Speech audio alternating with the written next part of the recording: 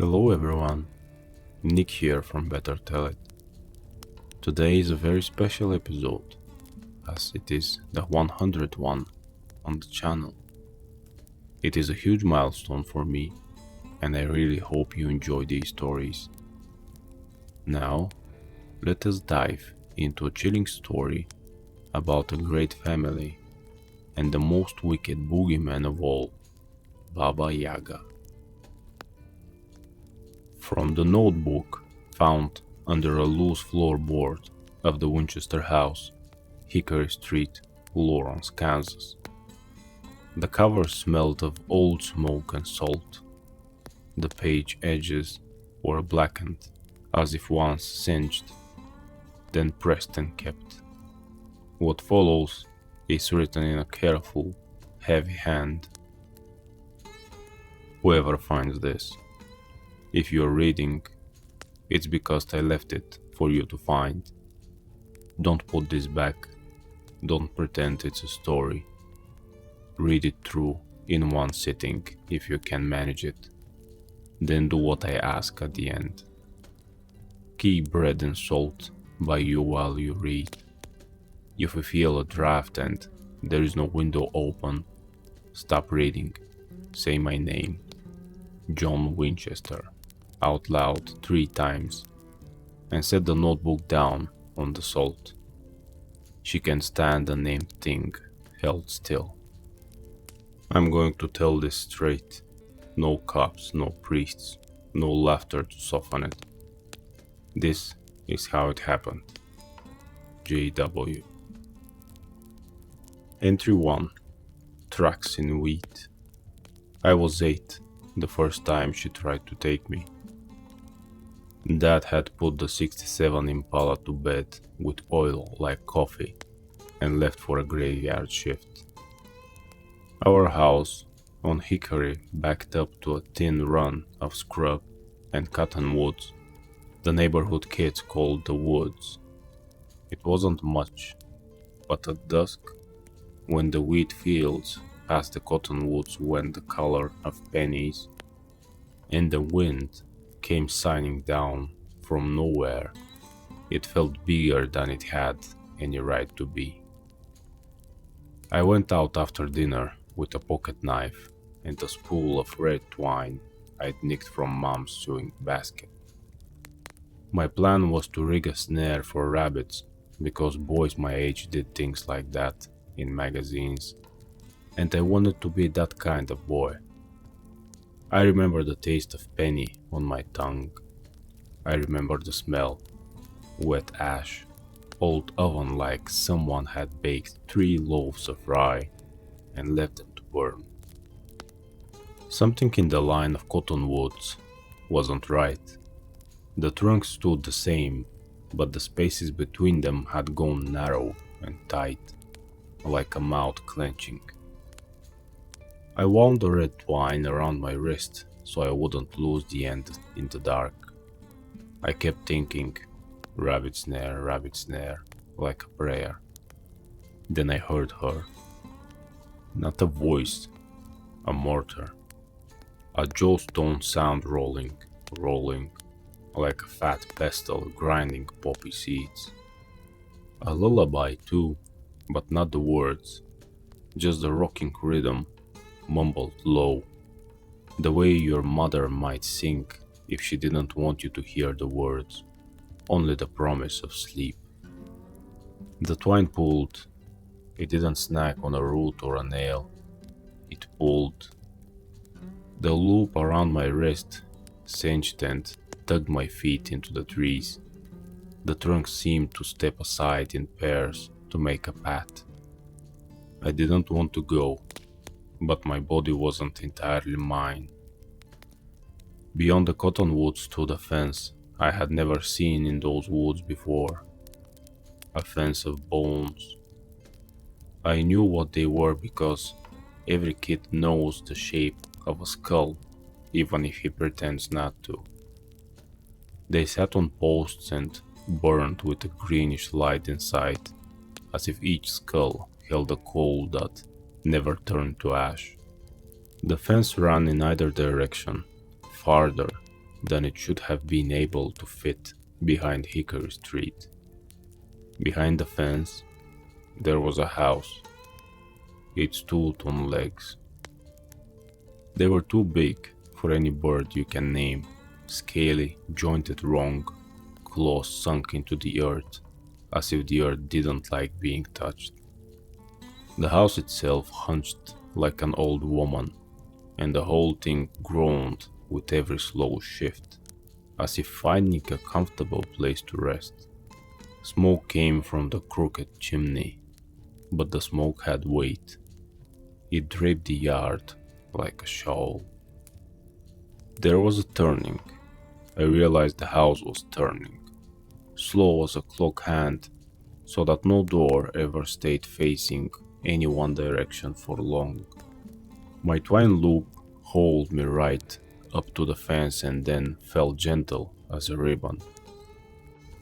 The green lights in those skulls leaned toward me, and shadows moved behind the warped windows of the house, fat shapes like loaves rising in an oven.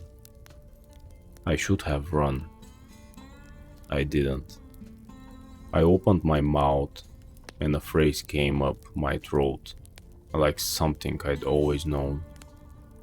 Little house, turn your back to the forest and your face to me. The house creaked, the legs stamped and replaced like a horse negotiating mud. It turned. The door came and sat where I stood. A door with iron strap hinges and a handle that was only a black knot of wood, slick like a tongue. Something in me opened like a fist unclenching. My feet lifted to the first step. That was when the mortar came through the trees. A stone bowl, big as a bat, sliding on nothing, leaving no mark, with a woman standing inside it. Not standing exactly, rooted. She pushed the world behind her with a pestle as thick as my leg. Every push made a sound my teeth wanted to follow. Her nose was a knife. It hooked past her chin. Her teeth were iron, and they didn't fit. They slid forward when she smiled. Her hair was the color of dishwasher left to itself a week. She smelled like wet ashes and sour cream, like a stove that had cooked hunger until it grew strong enough to scratch the lid. There you are, she said it in a voice like a broom across a heart. Hard work and old grit. I remember you. I didn't remember her. That was the worst part. My bones remember her the way a scar remembers a blade. My feet went up another step. She reached into the mortar and came up with a handful of dried poppy heads and threw them like birdseed. They peppered the steps and rolled down around my shoes. She smiled wider, the iron in her mouth glinting. Come tidy my little house, Polyanechka. Come turn my bread and count my seeds. Polyanechka isn't my name. It isn't anybody's name I knew, but it made something in me bend. She would have had me. She would have had me the way a stove has bread. I felt my hands lift on their own. I felt my mouth shape a word that wasn't mine. It might have ended there, if not for him. I won't give you much about him now. The first time I saw him, I wasn't old enough to understand what he was. And I've learned since not to name things that don't live on the same calendar we do. He was tall because the house was tall and he could look over the fence without the skulls noticing. He smelled like honey and iron at the same time. He wore a coat that wasn't too long for him but too long for the world, like he'd brought winter with him, rolled tight and hung on his shoulders. There was a bell in his hand and the clapper didn't move. He didn't ring it, he just held it, and the sound it would have made hid inside my ear like a warm coin. He put his hand on the back of my neck, just his fingertips, just that, and another smell came up, buckwheat and smoke, fresh bread, salt. Without words, he put iron fillings on my tongue and pressed a little twist of red thread into my palm. I didn't see him move, but the thread was there. Then he spoke a word I won't write. The mortar bumped hard against the cottonwood and the woman glared over her shoulder. She couldn't see him. She sniffed, long and wet, and made a face like someone had burned milk. "Always smell of bees," she said, teeth clacking. "I don't allow it." The man's fingers tightened against my neck. The bell breathed quietly. Not a ring, a promise. The iron taste bit my tongue, and I felt my feet again. "Little house," he whispered. "This part I can write. Little house, turn your back to the forest and your front to the boy, for a guest with bread and salt." Bread and salt. Maybe it sounds like nothing to you, but I felt the house hesitate, like a dog told to sit. The door didn't open, the legs didn't kneel, but some permission in the yard rewrote itself. The green lights in the skulls guttered low in a wind that wasn't there. The woman hissed through iron. She hooked a fingernail toward me, and the nail wasn't a nail anymore, but a knitting needle, so thin the air bent around it. My neck hurt where the man's fingers pressed. "Run," he breathed. I ran. The twine on my wrist jerked and tried to make me fall back toward her. I yanked until the skin burned. The red thread in my palm bit like a live coal. It didn't let me let go. Behind me, the mortar groaned and the pestle whomped into the air like a stomped heartbeat. She howled a lullaby that made the hair on my arms turn around backward and lie down. The house turned all the way round and fast, angry, too fast for its old bones. It stomped, and I heard fence posts crack with the weight. The man didn't follow. He never does. He said one more thing in a voice that turned the weeds to attention. And the turnings in the cottonwood path widened to a road. I ran it. I ran for my house and the porch light and the dish of salt my mother kept by the stove, because her mother had, and no one asked why. I ran until my chest was raw. When Dad came home at midnight, he found me asleep on the kitchen floor, with my cheek against the cool of the tile and my hand clutching a little twist of red thread, iron fillings drying the spit at the corners of my mouth. He thought I'd tried to make myself sick stealing sugar. I didn't tell him, not then. I kept the red thread in my pocket for years, and I kept bread and salt by my bed, though I pretended it was a snack if anybody asked. Entry 2. The smell of a stove that isn't yours. You think childhood terror is something you outgrow the way you outgrow jeans. That you fold it, put it away, and later pull it out to laugh at the pattern. But terror has a better memory than you do. It waits. Years later, I married Mary, which was the smartest thing I ever did. We had a little box house of hickory for longer than we intended.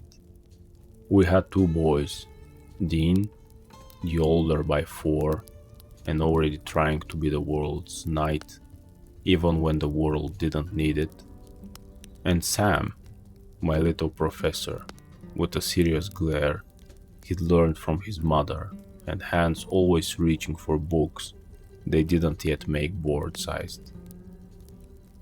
I had forgotten enough to be happy. I carried a lunch pail and wore a grin, and complained about the chiefs like a proper Kansan. I kept a nail above the door, wrapped in red thread, and I kept a dish of salt by the stove. I told myself I was superstitious because it made me feel like a man with stories, not a boy hiding in his own kitchen. The first sign wasn't a sign at all. It was an absence. No birds. Starlings usually sat on our power lines like notes on staff paper and bitched at each other. In late autumn, they'd knit into pulsing flocks that turned corners in the sky like one mind. The week they started, they were just gone. The line ran bare as if a storm were about to break, but the day was calm. The second sign was poppy seeds in the corners of rooms that didn't have any business with poppy seeds. Mary had me swear I wasn't sneaking bakery into the boys' room. Dean woke with one stuck under his eyelid like a black star. I took it off his finger before he could blow it and made a show of leaving a quarter under his pillow. He was big-eyed with delight at the coin, but he didn't forget the seed. The third sign was the smell. Not the neighbor's barbecue, not the dryer vent, not anything you could point at. It was the smell of a stove that isn't yours, one that's been working all day on chores you never asked it to do. Old bread, pine smoke, ashes wet enough to mold into dolls. Mary heard it first, a knock at the window. Not a knock, a tap, quick, light, regular, like a beak. She drew the curtain, expecting, as we all do, to see a kid's face pressed to the glass or a branch tapping. There was nothing, but a wet smeared mark had printed on the glass 3 little crescents in a row. You could say they were fingers. You could say they were claws. I didn't sleep that night. I lay there with my hand on the place in the nightstand where the iron nail lived, wrapped with red thread. Sam fussed around 2 in the morning. Mary went to him. I lay listening to her hum a lullaby, without words, and thought of a mortar rolling on a pad that didn't exist. 3 nights like that. On the 4th, something changed.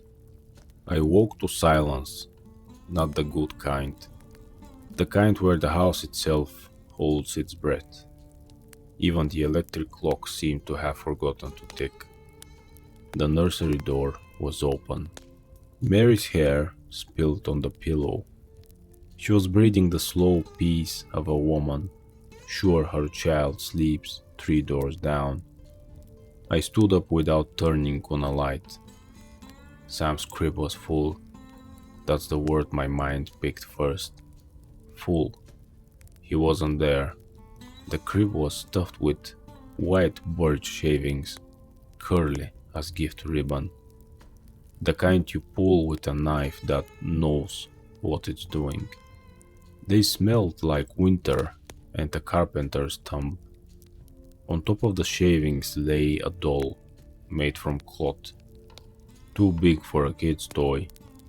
Someone had stitched its eyes with black thread that crossed and crossed and mouthed with red, a familiar red. The iron nail burned in my pocket like a coal. The nail never burned before. The window over the crib was open, 2 fingers width. The screen popped. The night breathed in and out. The wheat field hissed through the cottonwoods. I didn't shout. A shout would have told her where my fear sat in me. I went back to the bedroom, put my hand on Mary's shoulder, and squeezed hard enough to hurt. Her eyes opened with a sound. You know the sound if you've ever had a child go missing for more than a minute at a grocery store. It's the sound you keep in a cage under your heart and pray you never have to feed. Don't scream, I said. She didn't. She bit the heel of her palm and listened while I poured what I could in quiet words. Not the whole story, not everything from when I was 8. Only this. She has him. We can get him back if we don't panic. Who? Nobody who likes bread and salt. Mary stood up in the dark and didn't waste time arguing. She put the crucifix around her neck without thinking and then took it off again slowly. Not because she didn't believe in God, but because she could smell this wasn't about him.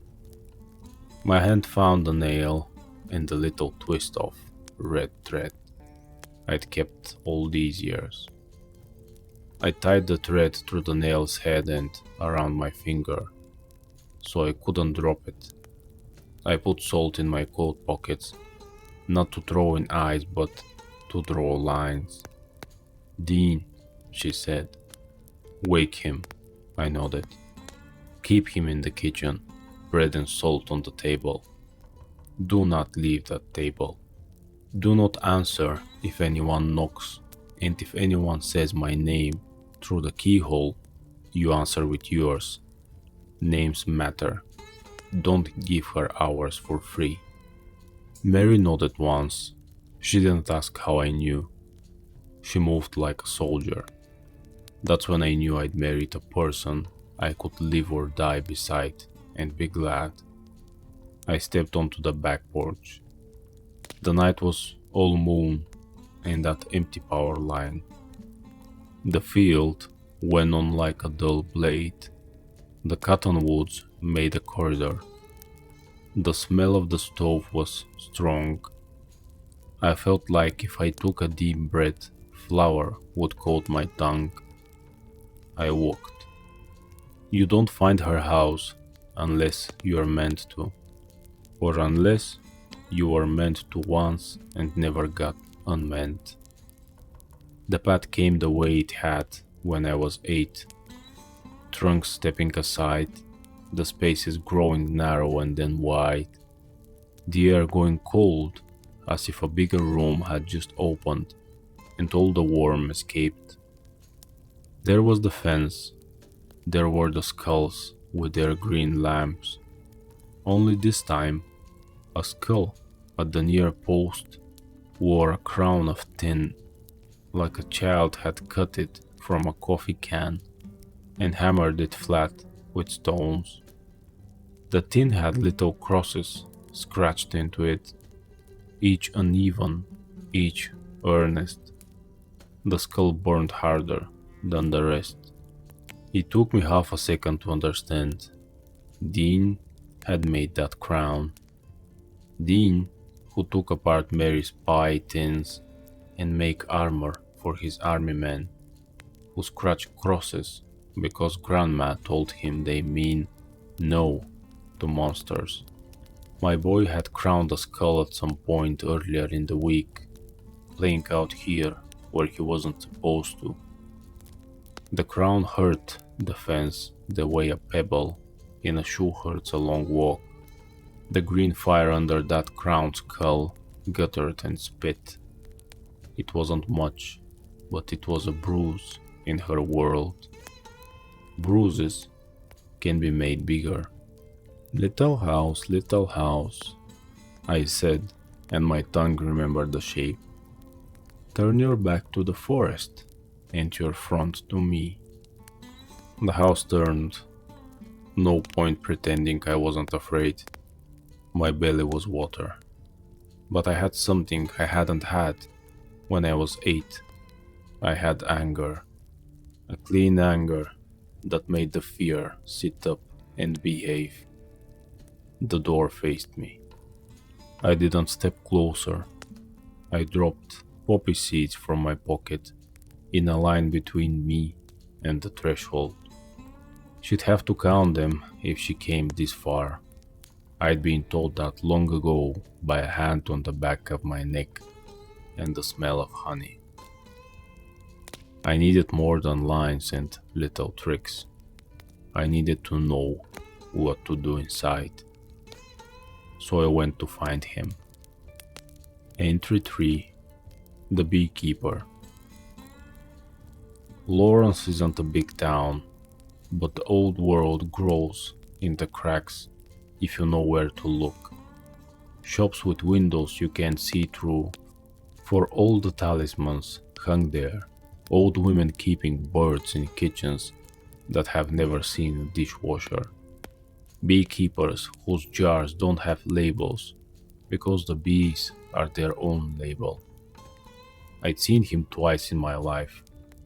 Once when I was 8, when I didn't understand. Once when I was 16, when I tried to forget. But some people in a town don't live in the same time as you. They're there or they're not. And when you need them, they find you. I walked fast down Massachusetts Street, then slower when the smell came to meet me. Honey and iron. His shop wasn't always a shop. Sometimes it was a shed behind a shed. That night it was a shallow room, crammed with skeps, straw beehives, and racks of glistening frames where bees crawled slow, heavy with their work even at night. There was a crucifix nailed upside down on the inside of the door, not because he was a devil man, but because he didn't like things to be invited by accident. He was the same age he'd been both times I'd seen him. That's to say he was older than I could count and younger than the cemetery. Thin, as if he left himself out in the wind and winter, and the wind rounded him. His hair was the color of dowdy feathers. His eyes were the green of new leaves. I wondered when you'd come, he said, and put a cup of kvass in my hand. Sour bread drink, alive and stern. She took my boy, I said. She tried to take you, he set a bell on the counter. It made no sound and told the room to listen. I won't write everything he told me, not because I want to keep it from you, but because some things turn to dust when you put them into language they don't like. But here is what can be written. He said, she doesn't live here. She walks. The hut walks. The forest brings her where the hunger ripens. She likes border houses, places where prairie becomes town, where one thing becomes the other. She comes where the air has a habit of being a door. He said, you were marked when you were small, not a scratch, not a brand. She put her shadow over your shadow for a second longer than felt right, and your bones learned the shape of her hunger. It's a kind of permission. People who have been marked can see the door, and the door can see them. He said, the house turns, because politeness has rules. She's old as politeness. You must ask the house to face you. You must not invite her to your heart. That's a stupidness you won't unmake. He said, bread and salt are not a metaphor. They declare a kind of citizenship. You bring them to her house and you act as a guest, not as a meat. You dress like a man who knows how to chew. She'll still try to cook you, but the game is different. He said, she loves tasks. She believes in work. She'll make you separate poppy seeds from dirt with your eyelashes. Unpick a shirt stitched with the iron thread. Fetch fire from a river that doesn't burn. Tidy her over while she watches for crumbs of you to spill. She wants to see where a man will fail. That's where she seasons him. I asked him how to win. You don't win, he said, almost kind.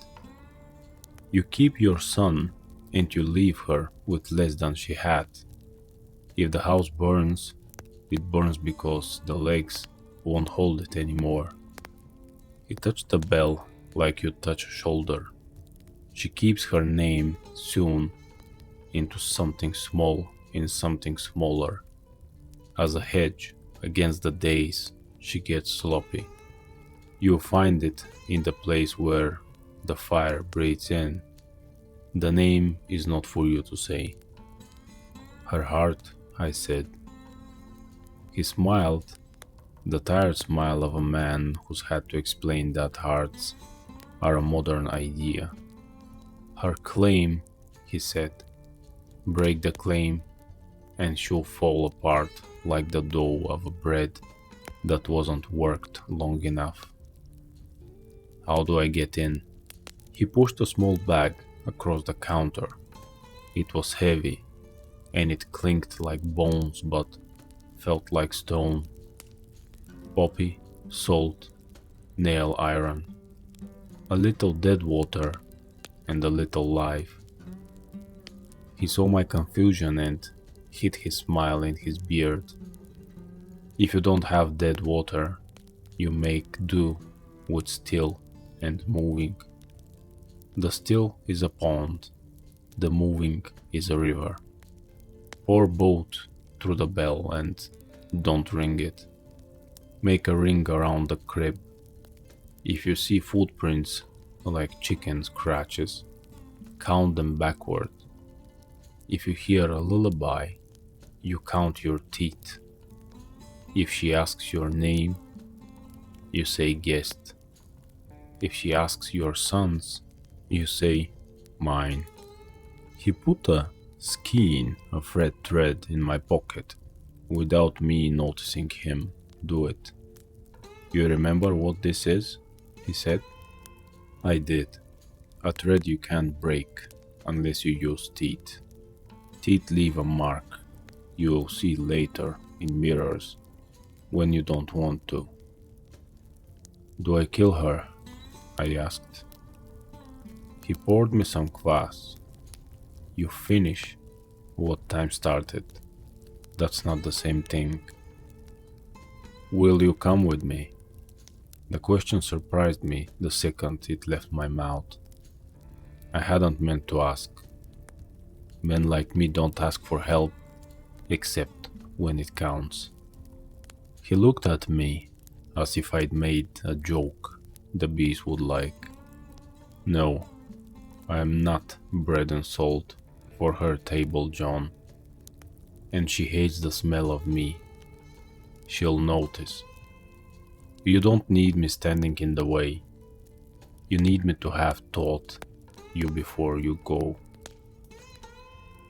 He slid the bell across the counter next. Carry this. Don't ring it. When you think it should ring, wait. When you think you should wait, ring it. That was all. I left with pockets too heavy and a heart too light. On the way home, I saw the first bird I'd seen in days, a crow. It hung on the power line and watched me with patience so old it could afford to be friendly. Entry 4. Guest with bread and salt. Back at the house, Mary had done as I've asked. Dean sat at the kitchen table with his hands laid flat and serious, an unbroken ring of salt around the plate where he'd put 3 slices of bread like a little altar. He didn't look scared, he looked ready, which is worse. Mary had a wooden spoon in her hand, the one my mother used to rap my knuckles with when I got smart. The spoon had a crack at the head gone brown with age. She would have broken it over a stranger's wrist without blinking. I loved her more for that than for anything. I drew a ring around the crib with still water poured through the bell, and then with water from the garden hose pumped hard, water that had run along the ground and broken itself on little stones. I said a word that wasn't English or Russian or anything you'd look up in a book, and felt the ring settle. Then I did something I'd never done. I told Mary the story.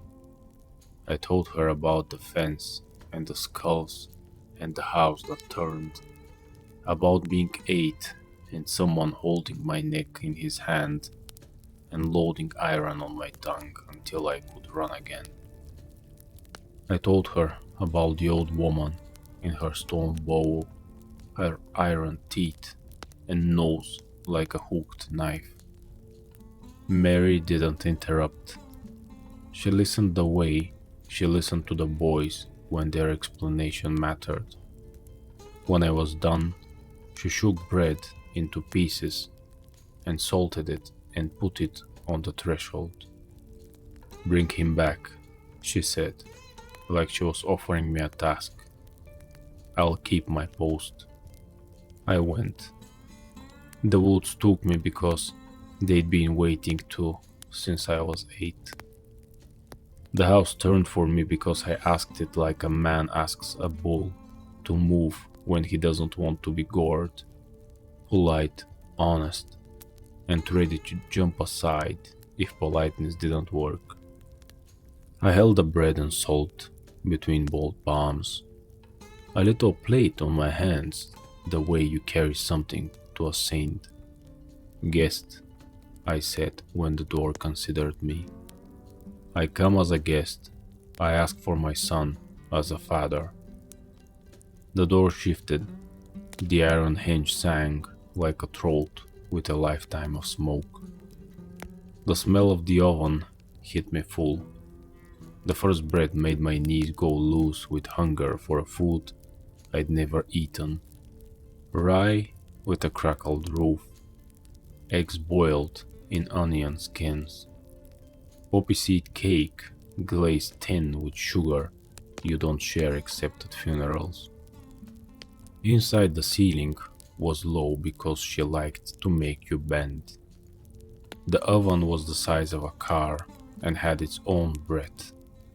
A cat lay stretched on a bench in the corner, and its tail didn't end in a tail but in a bird's foot.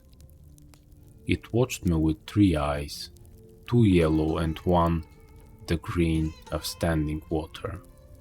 She stood by the oven with her back to me and took her time turning. Her head tilted like it had to listen to her body in order to move. The iron in her mouth clicked. "You," she said, almost pleased. "A good dough always come back to the hand that need it. Sit, eat. Children come back fatter when you feed their fathers first." "Guest," I said again, and set the bread and salt on the shelf by the door. The house noticed. It moved under my feet like a dog, deciding if it would except a stranger who smelled like someone it liked. She took a ladle and dipped it into the oven like the oven was a pot. She lifted out broth that wasn't there, not really, and drank. Grease ran down her chin, and she licked it with a long iron spoon of a tongue. "A task," she said, satisfied. "A father should earn his meat. Sort this." She kicked the tub forward with her foot and poppy seeds rolled over the lip like a black river. With them, sand, a fair amount. By dawn, I won't seed in one bowl, sand in the other. Eyelashes only. I will count. Don't try you're clever. I'm older than clever. Her cat purred. It sounded like bees. The purr crawled under my skin and made my fingers want to obey. I took the tub. I set it before me. I dipped my fingers in and let the seeds run. The smell of sleep rose, the kind of sleep you don't wake from hungry. The bell at my hip was quiet. It felt too heavy for a thing so small. The door behind me did not open. The skulls outside watched their own fire. And, she added, as if it were an afterthought, bending over the oven, "Mind the child in the oven. He doesn't like to be jostled." She said it to hurt me. It worked. It also told me where to look. I spilled the seeds slowly, left hand to right, listening for something that wasn't there and feeling for the bell's weight, wanting something. The cat yawned, and I saw its pellet wasn't a cat at all but bone with a little nail hammered through it. It smiled. It counted. I spilled more seeds. My left hand drifted toward the oven, with the pretense of comforting myself against the heat. It wasn't pretense. The heat took me back to my mother's kitchen, to Sundays with bread rising under a towel. I wanted to put my face against the bricks. The bell's weight changed. I rang it. The sound was small, not a note, a click, a hinge putting itself back in place. The oven breathed in. The fire flared and the cat hissed, surprised. The old woman hissed like the cat too, insulted. "Guest," I said loud, as if the word had grown suddenly into a shield heavy enough to hold above my head. "I will need water to keep my eyes wet. My eyelashes will break." I remembered what the beekeeper had said. Ask for what you need and make it specific. She can't refuse a task that asks for work. She squinted, enjoying herself. "Water." She dipped the ladle again and came up with a wooden bucket that hadn't been there. Still water. The surface shivered once and then forgot how to move. "There, boy. Make your eyes honest." I dipped my fingers into the bucket and brought them to my eyes. Dead water. It clung to my lashes and made the world flat. I felt older. I felt like the part of me that cried at dog movies had been removed with a spoon. I blinked the dead water away and spilled seeds. My right foot hit something under the table. A ring of iron nails driven into the floor in a circle no bigger than a pie. In the circle lay a bundle wrapped in rough cloth and tied with red thread. The bell wanted to sing. I didn't let it. Not yet. You keep a tidy house, I said to her, to keep her attention nearer me and further from my feet. No crumbs, no bones under the table. Trash brings friends, she said. Friends bring favors. Favors bring names. I don't like names unless they belong to me. They don't belong to me, I said, and that was true. Guessed. I poured the seeds from one hand to the other and let them whisper. She bent to the oven again and sang to it, low, a tune that had no words and too many words at once. The oven glowed, flames licked out with long, thin tongues like straws.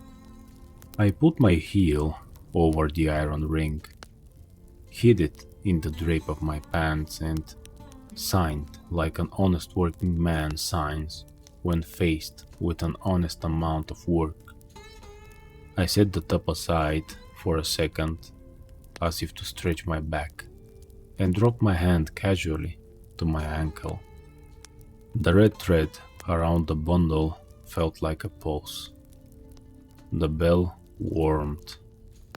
May I have a cloth? I asked. My hands sweat. The seeds will stick.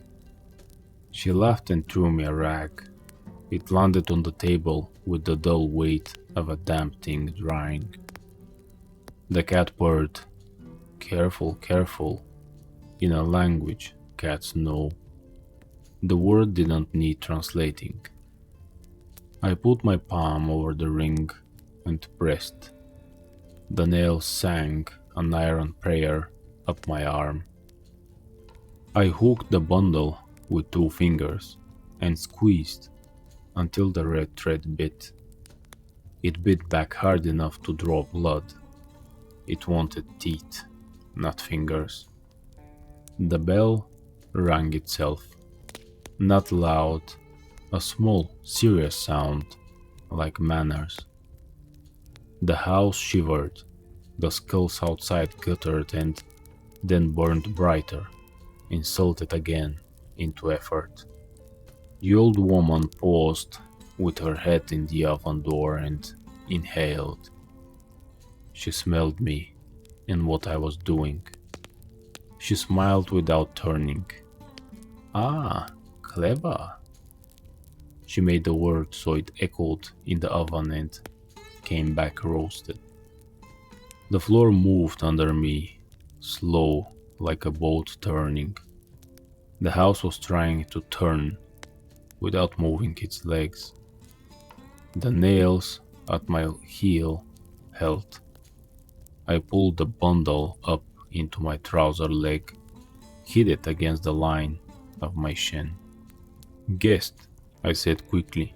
My eyes are dry again. She didn't turn. She waved a hand as if shooing smoke and dipped the ladle into nowhere. This time she brought up moving river water, cold enough to bite my teeth through my skin. The bucket sloshed on its own, live water. I dribbled some into my eyes and the world came into painful focus. The brickwork breathed. The cat's whiskers were clock hands. The iron nails were words hammered into the floor that said, no, and not yet, and mine. I stood up slowly, joints popping like a man older than my ears. I set the tub aside, as if I were going out to piss. Where are you going? The iron teeth clacked. To deal with my water, I said, and tipped the bucket toward the threshold. The 2 waters slid together, still and moving, and when they touched at the edge of the door, the bell on my hip rang without my hand. The sound was not small anymore. The sound stood up. The house kneeled. The legs bent like old dancers remembering a step. The floor dropped a little under the oven side. The oven exhaled as if it had waited years for this stretch. She roared. It sounded like a tree that's fallen and learned it has a voice. I jammed my hand into my trouser leg and ripped the red thread with my teeth. The taste was the taste of 8 years old and fear you can keep. The bundle opened. Birch bark spilled like skin. Inside the birch bark was a black egg, smooth as oiled stone. Inside the egg, because I broke it on instinct against my own thigh, feeling the something inside flap like a bird without hair, was a needle. Not a knitting needle, a bone splinter with a name carved along it in letters that weren't ours. I didn't read it. You don't read what you don't want to belong to. I turned toward the door and the two waters, still and moving, making a third together, and I broke the needle through that line. The sound it made was like the crack of the center of a winter pond, the one you feel in your knees, like a wishbone giving up, like a church bell swallowed and forced to ring inside the throat. She came at me. She was fast. She hit the line of water and the iron ring I had stepped out of, and the salt I had let spill from my cuff. She hit them all at once, and each one took something from her: speed, voice, direction. The mortar lurched from the corner like a faithful dog and knocked her shin. She grabbed for me and her fingernails dug trenches in the wood where my shoulder had been. The cat turned into a cloud of flies and then into a bird with too many feet and then into nothing like any drawing of a thing. It yelled a word that wasn't a word and went up the chimney and stuck there thrashing. The oven door sprang wide as if happy to be a door and not a mouth. The heat washed me clean. Inside, under the curve of the brick, lay a little shoe and a little hand and a little breath that didn't belong to heat. My boy wasn't baked. He was kept. The old laws honor an oven. You don't burn what you might need later. You keep it warm. She would have fed him when the time was proper and the moon's errands had been run. I put my arm into the heat and my skin screamed, and I took my son back. He didn't cry. He shivered once as if someone had poured moving water down his spine, and then he opened his eyes and did the serious look he'd learned from his mother. I said his name, and then I didn't. The beekeeper's words came back. If she asks your son's, you say mine. So I said mine into his hair, and his hair smelled like smoke and milk. The old woman howled. I can't make letters do it. She howled like a barn burning while the cows are still inside. Her legs, the house's legs, kicked. The iron strap hinges gave a complaint like a blacksmith insulted. The skull lights on the fence went out and came on again and went out and tried to remember fire. I put Sam under my coat.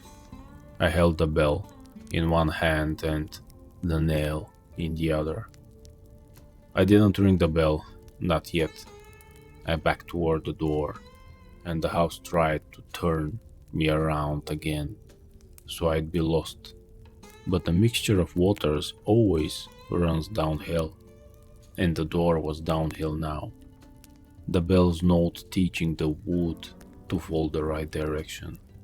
She came again, and I spoke a thing that wasn't mine. It had iron in it and honey, and it wasn't a curse. It was a recipe. It told the room how to undo itself. The nails in the little pie-sized ring hummed along like tuning forks. The last thing I did before I left was something I'm not proud of. I grabbed two small things from her mantle, a skull with a coal in it, and a bundle that might have been hair or might have been grass or might have been a memory soon to a name. I threw both into the oven, not because I wanted to hurt, though I did, but because fire keeps secrets better than dirt, and I wanted her to have fewer secret places. I rang the bell. The note walked out the door in front of me and the house sat down so hard the legs went through the dirt. The fence fell in one long sigh of bone. The skulls rolled their green lights skittering like spilled marbles.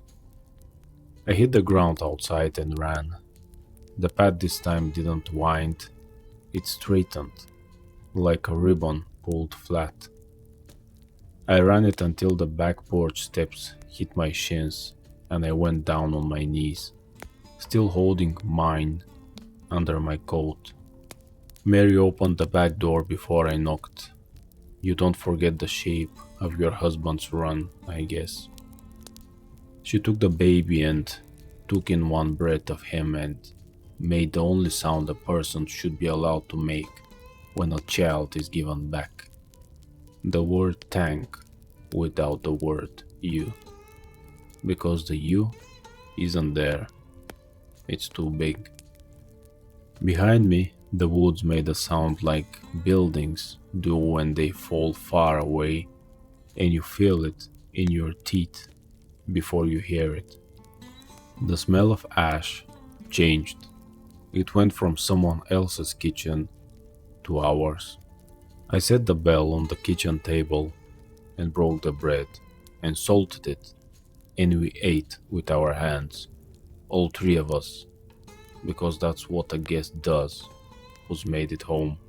Dean, who had sat the whole time like a soldier at a post with a spoon for a weapon, set the thin crown he'd made on the table between us without comment. I kissed the top of his head.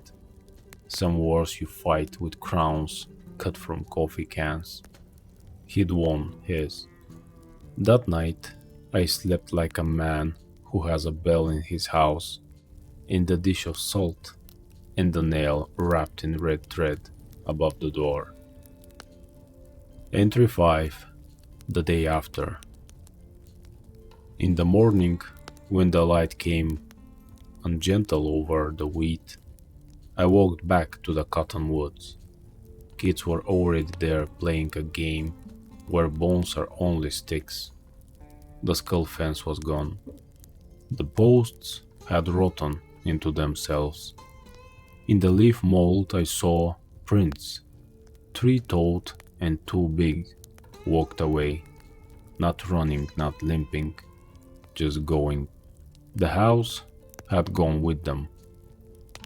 On the nearest cottonwood, where the path had narrowed, someone had carved a shape like a bee, with its wings out and, under it, a tiny bell. The cut was fresh. Sap glittered in the lines. I put my fingers on the carving and they came away sticky. There was a smell of honey. There was a smell of iron. I didn't see him. I never do when I look straight. But I heard, in the far part of the day, where sound is a shimmer, not a note, a small bell ring once like a man touching his hat when he doesn't stop walking. I called after him anyway. Thank. The wind took the rest. Maybe that's better. I came home and wrapped the nail again with new red thread. I took the bell away where it would be a thing in the house, like a knife or a book, solid, named, ours. I salted the threshold, and Mary kissed the salt off my lips later, laughing because we were alive. We went on. That's how you make life. You don't stare at the woods every sunset, waiting for the skulls to light. You teach your boys to look both ways. You tell them that some songs are not for singing, and some bread is only bread, and some isn't. I kept bread and salt by the door. I kept them fresh. Sometimes at night, I stand at the back window and count poppy seeds across the sill by the light of the kitchen. When I get to a number that feels like a story starting, I sweep them into my palm and throw them into the yard. It makes me feel like I've sent tiny clocks to slow any foot that tries my threshold. Once, weeks later, I found birch shavings under the crib again. Not a cradle full this time, just 3 curls, light as a bread. I burned them on the stove and salted the coil of smoke as it rose. The smell made Sam smile in his sleep, the way you smile at a memory of a car window down in summer. Mary and I don't talk about that night like it's a monster in a story you tell to prank the new kid. We talk about it like we talk about the time the basement flooded. We keep tools for it. We keep our shoes where we can find them in the dark. Dean still makes crowns out of tin. He nails them to the fence post sometimes, and the neighbors think he's odd. He's not wrong. Odd keeps your chickens from getting ideas. Entry 6, for the one who finds this. Now you know how it happened. If you've got this far, it means I decided this needed to be kept where hands could find it. Maybe I'm old when you read it, maybe I'm not. If I'm gone, don't make a romance out of me. I wasn't brave, I was a father. If you smell a stove that isn't yours, don't assume it's the neighbor's soup. If you hear a mortar and a pestle making a lullaby in the cottonwoods, don't follow and don't send the child to see. If you find poppy seeds where there shouldn't be any, sweep them into your palm with salt and throw them into moving water. If the birds sit heavy and friendly, you're fine. If they go, keep bread and salt by the door and call your children by their names. If a house turns to face you, tell it to turn back. If it doesn't, you either don't belong to the story or you belong too much. Either way, don't invite yourself. That's for saints and fools. Be a guest. If you must be anything, carry your bread and salt and your iron, and don't speak any names you can't afford to lose. If you meet a man who smells like honey and iron at the same time, who doesn't age the way the rest of us do, give him your respect and let him be. He belongs to an old whole cloth. He's stitched along an edge we don't know how to mend. If you ever, God forbid, have to open an oven to take back what wasn't hers to keep, remember this: she loves work, so give her work. Ask for what you need with too much specificity. Turn your fear into tasks. Let her love of chores tire her out until the moment you can break the thin thing she keeps her claim in. I've told you where to look, where the fire breathes, wrapped small inside smaller, inside smallest, tied in a red that wants teeth. If something tells you Baba Yaga is just a fairy tale, nod and smile, and let them go first into the cottonwoods. Some people have the right to be harmless. I wish them every kind of peace. As for me, I'm going to teach Dean how to sharpen a knife without losing the edge in too much pride.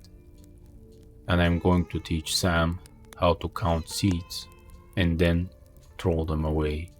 I'm going to hold Mary's hand under the table like a boy, because I got to be a boy again for a second in a heat and came home. You don't waste mercy like that. When you're done reading, do what I asked. Set this notebook on a plate, lay bread beside it, pour salt around both in a ring, and speak my name 3 times. Then say this in any language you've got. Back to the forest with you. The door is mine. John Winchester, Lawrence, Kansas. Postscript in a different hand, a little messier. The letters crowded, as if written on the counter while standing. I did as he said. The bread went stale, and the salt clumped on its own after I spoke his name. A storm that had been threatening all day changed its mind. A crow on the line outside bobbed once, as if agreeing with something I hadn't said out loud. I put the notebook back under the floorboard, because that's where it belonged. If you find it after me, I hope it finds you with a table set and a bell you don't have to ring. Signed, M.W.